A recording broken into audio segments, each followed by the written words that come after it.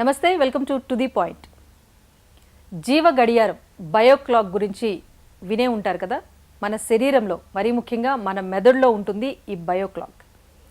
దీని నియంత్రణ నుంచి బయటకు వచ్చి మనిషి ఉదయాన్నే లేవటానికి ఒక అలారాన్ని సెట్ చేసుకుంటున్నాడు, అయితే మొబైల్లోనో లేకపోతే క్లాక్లోనో. కానీ మనకు మనమే నిద్ర లేవగల స్థాయి మన మనుషుల్లో ఉంటుంది.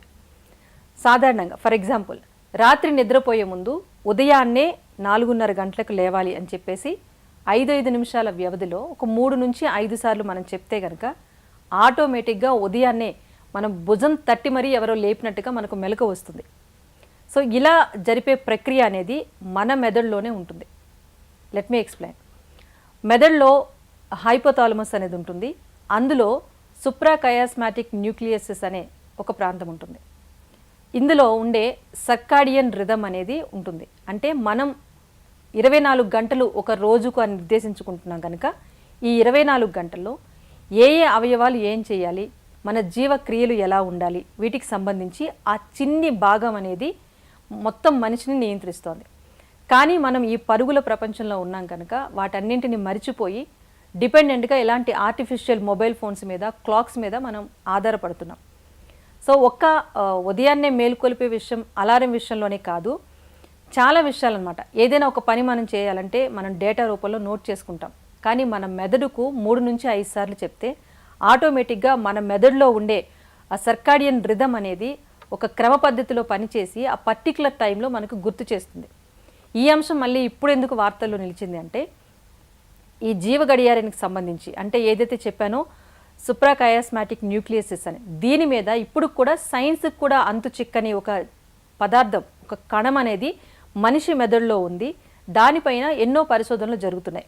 ఈ క్రమంలో చైనా శాస్త్రవేత్తలు ఒక అద్భుతాన్ని సృష్టించారని చెప్పాలి. ఏదైతే ఈ సుప్రాకయాస్టిక్ న్యూక్లియస్ అని చెప్పుకుంటున్నామో అందులో ఒక రిథమికల్గా పనిచేసే క్రియ ఉంటుందని చెప్పా కదా. అందులో సిలియా అనే ఒక కణం అనేది ఉంది. దీని ద్వారానే ఈ రిథమ్ అంతా కొనసాగుతోంది అన్నది చైనా శాస్త్రవేత్తలు గుర్తించారు. ఇప్పుడు ఆ సిలియా అనే కణాన్ని నియంత్రించడం ద్వారా ఏవైతే మనిషి అదుపు తప్పి చేసే క్రియలు ఉంటాయో వాటన్నిటిని కూడా అదుపు చేయొచ్చు. సాధారణంగా మనం చాలామంది నిద్రలేమితో బాధపడుతూ ఉంటాం. ఇంకా ఎగ్జాంపుల్గా చెప్పాలంటే, ఉదయాన్నే మనకి యాక్టివ్గా ఉంటాం, సాయంత్రం అయ్యేసరికి కాస్త నీరసంగా తయారవుతాం.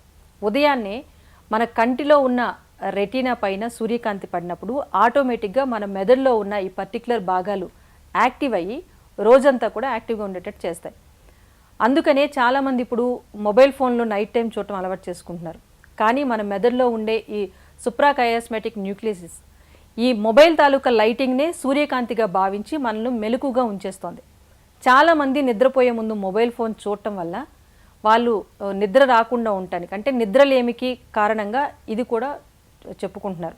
సో ఒక్కసారి మనకి మనిషి పూర్తి స్థాయిలో ఆరోగ్యవంతమైన నిద్ర లేనప్పుడు ఆటోమేటిక్గా మతిమరుపు కానివ్వండి, కంటి సమస్యలు కానివ్వండి, లేకపోతే మెదడుకు సంబంధించిన సమస్యలు, ఇలాంటివి అనేకం అనేవి వస్తున్నాయి.